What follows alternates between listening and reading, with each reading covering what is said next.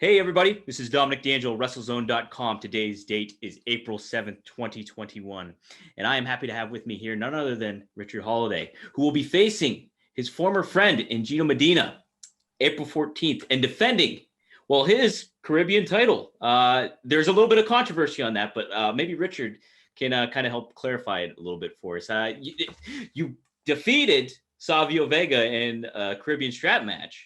But there was a little controversy with that Tim Donaghy dabbling in the mix. Do you have any comments further on that at all, Rich?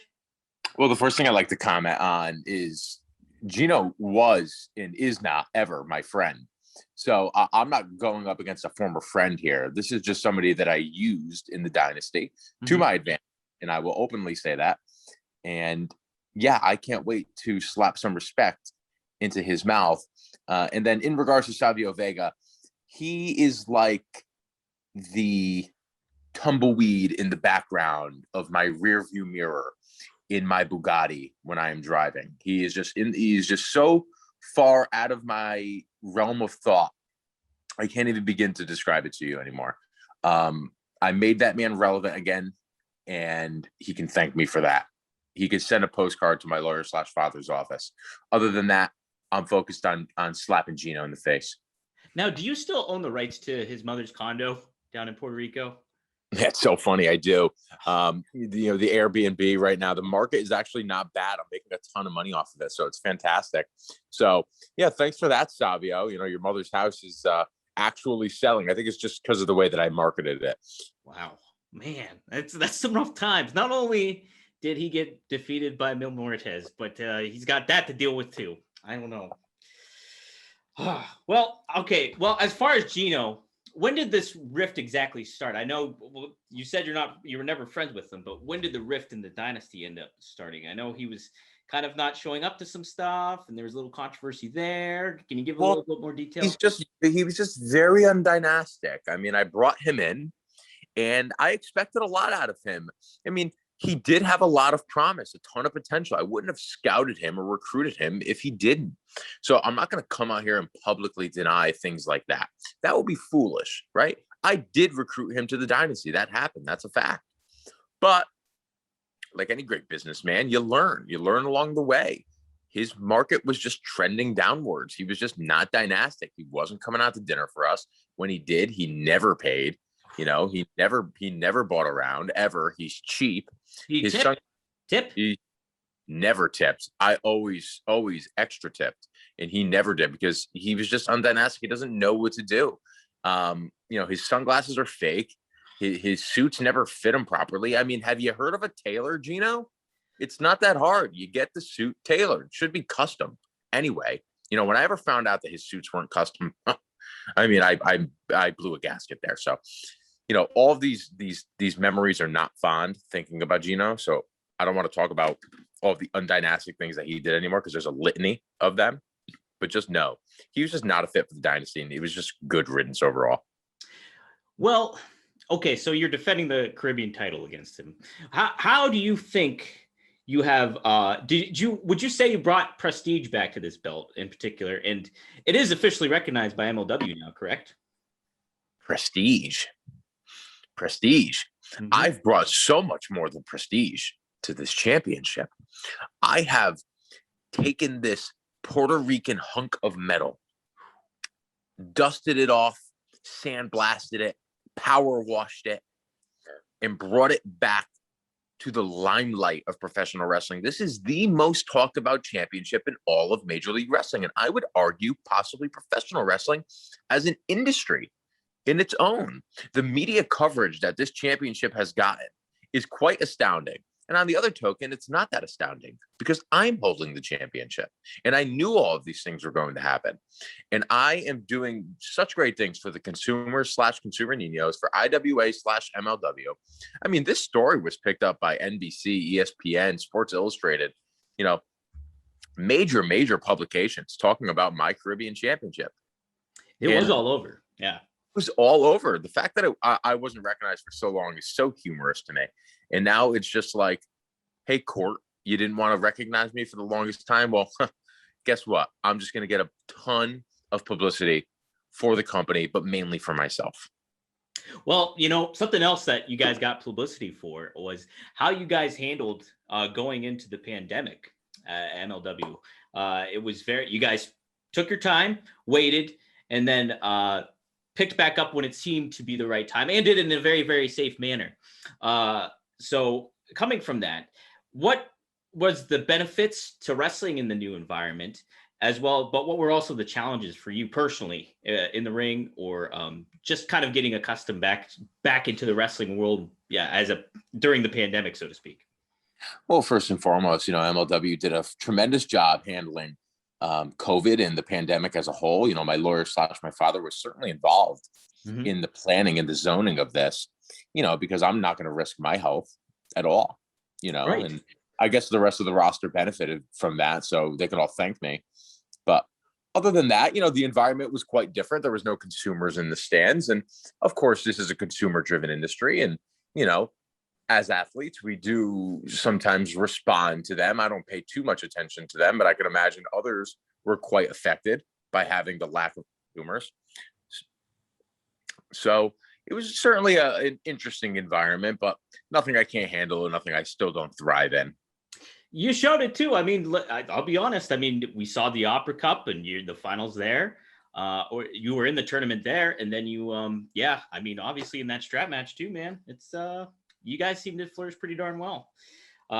Filthy Island was another story though. That place looked like a dump.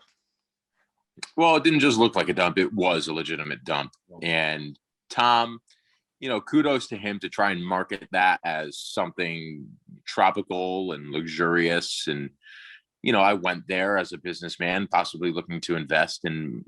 I mean, he offered Hammer and myself spam. I mean, that is so insulting and degrading that I don't even know what to think about that anymore. And Tom is not somebody that I typically associate with for very obvious reasons, but that just kind of proved my theory even further that he's just not somebody that I should be associating with. The way factions are in MLW, you never know who's going to mix it up too. That's the concerning thing in a lot of ways. As far as so like you talk about the Dynasty and you had Gino in there. Has there any been talks between you and Hammer about bringing somebody else in, or do you guys kind of wait and see, or is it not really too much on the priority list at this moment in time? Well, I spearhead the recruiting, and I was in recruitment mode when I brought Gino along. And I don't ever recruit, based off of feeling that I need to. I recruit based off feeling that there's an opportunity. And I want to recruit. I don't ever need to recruit. So I wanted to at that moment in time. It was a failed experiment, as you can tell. And I'm going to be even more decisive the next time I go into recruitment mode, if I go into recruitment mode. I think Hammer and myself are good enough. I shouldn't even use the word good. We're great. I mean, you guys are dynastic. And to come off of that too, I mean, Hammer is really gunning he's the number one contender, pretty much number one ranked guy for Jacob Fatu in the world title. How do you think he would fare against somebody like Fatu, who's just been running a rough shot over everybody pretty much? Hammer's a different story though, and has kind of really proven his mettle, so to speak, in a lot of ways in MLW throughout being the only open weight champion there has been. Well, it's funny that MLW actually has two perfect athletes in myself and Hammerstone. And with that being said, Hammerstone is a perfect athlete. He is the absolute best person right now to dethrone Jacob Fatu. I have all the confidence in the world that he's going to. Whenever he gets his hands on him, he's going to do it. He's going to be a dual champion, and he's going to represent the Dynasty and do even better things for the Dynasty because he's dynastic and Jacob Fatu is not. And I will say Jacob Fatu is obviously an excellent champion. He's run roughshod over Major League Wrestling for 2 years now, year and a half now. I don't really know, but he has. He's a tremendous world champion. I'll tip my cap to him. I don't wear hats, but I'll tip it. Hammerstone is a different beast, though. I can't argue with that. He's proven he can compete against any kind of type of talent from any different past wrestling style. And you've shown that too, like I said, in the Opera Cup and things like that. So it's been, Dynasty has been running strong, and I think it's been continuing. So I wanted to talk to, I know your coffee of choice is Pike Roast at Starbucks. Is it just straight black? I can't remember. Straight black, pumped right into the veins. Okay. Now, do you ever mix it up at Starbucks? Is or always that just straight up? Well, I had a nitro cold brew this afternoon as well. Oh, okay. All right. Now, did you feel that energizes you a little bit more than just the straight coffee? Because, well, the sun is shining. It is a beautiful day here in Westport, Connecticut. And sometimes when the sun is shining, you want a nice iced coffee. It's very coinciding with the mood. I'm very selective when it comes to my coffee choices or espresso choices at the moment. And there's a time and place for everything. I've been on a very big oat milk latte kick. I was going to ask that.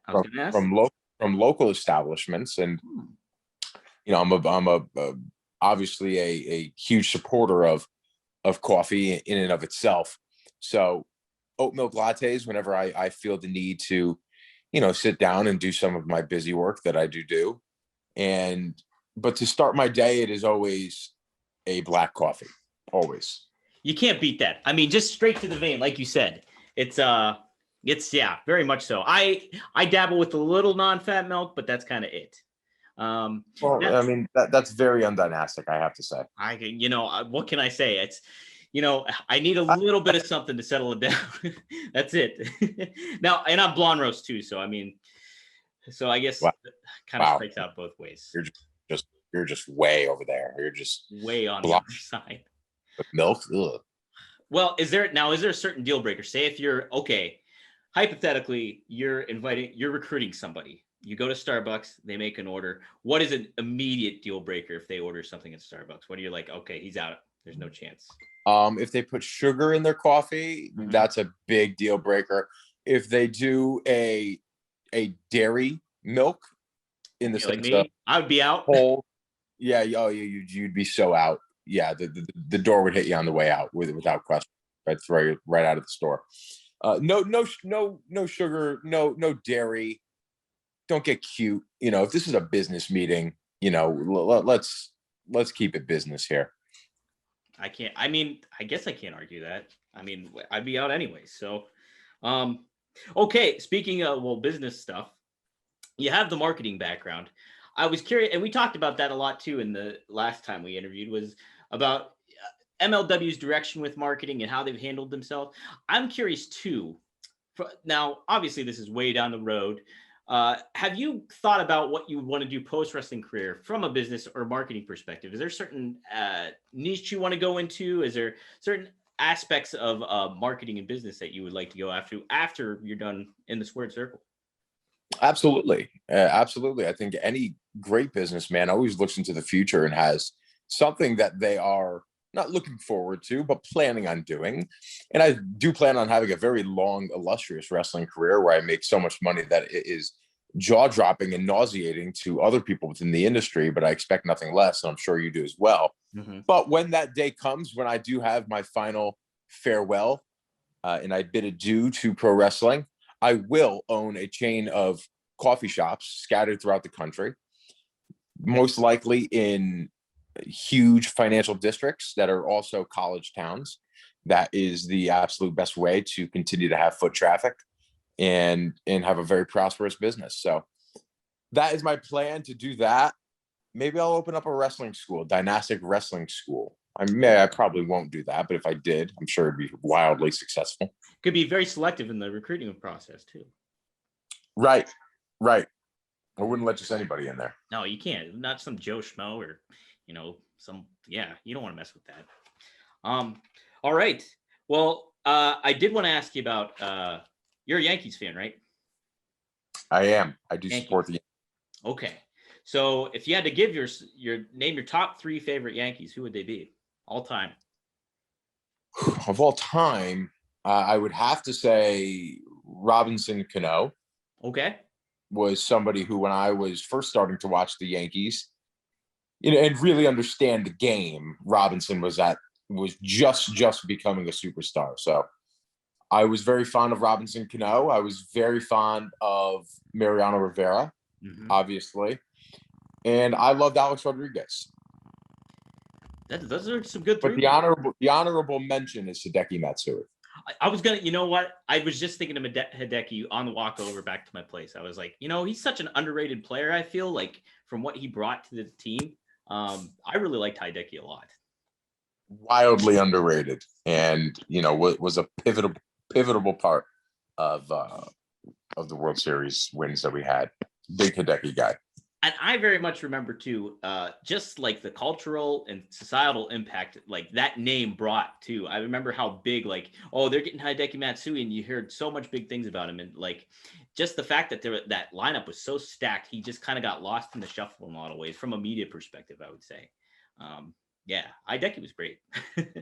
So The 09 team was, just top to bottom. Oh yeah, it was two. They were one of the best. Like Yankees, I grew up a Yankees fan, and then Tino Martinez was my guy. Well, Wade Boggs too. But then I fell out of baseball for a little bit, and I was like, yeah, what's Tino doing? And I looked, and he was playing for the Cardinals, so kind of became a Cardinals fan after that. But Yankees always hold a soft spot in my heart. So the Cardinals are certainly a respectable franchise. They are. If we're going to root for somebody in the National League, I suppose that St. Louis Cardinals are an admirable choice. Why, thanks. I feel they have some sort of like, I don't know, not to use the word again, but prestige in a lot of ways from the NL side. There's a lot of like dirtbag NL teams we got on this side of the thing. And so like the Pirates. So it's not like you're a Pirates or a Rockies fan. The Cardinals, at least you have a little self-dignity and respect if you root for them. You gotta. When you grow up a Yankees fan, you have to, if you go to a different team, you got to find that balance. So, okay. This is it, Rich. If folks are they're just tuning into MLW, they're getting the hang of it. You got to give them 3 matches of yours to watch. Which ones are you going to do? We do like a watch list on WrestleZone. So, well, first and foremost, they need to watch me absolutely embarrass Savio Vega in his own match, in a strap match, to solidify myself as the rightful Caribbean champion. Mm-hmm. I would watch myself versus Low Key in an absolute war in the Opera Cup. Yes, that's a good one too. Yes, that's a very good one. There's so many. I mean, I would watch, MJF and myself win the tag team championships in Chicago. That's a great one. I would watch, us have a series of great matches against Devon Eriks. Richard Holliday against TJP in the opening round of the Opera Cup. Richard Holliday versus Timothy Thatcher. I was going to say that one. I've had great matches. That was a hard-hitting one, that Timothy Thatcher one. Holy smokes. That seemed to be one that consumers gravitate towards, but, there's so many great matches that I've had in Major League Wrestling, and the best is certainly yet to come. Yeah, absolutely. Absolutely. And they should definitely want me put Gino in his place, let him know that I fired him. He did not quit. I fired him. And they need to watch that on April 14th. That's going to be the number watch.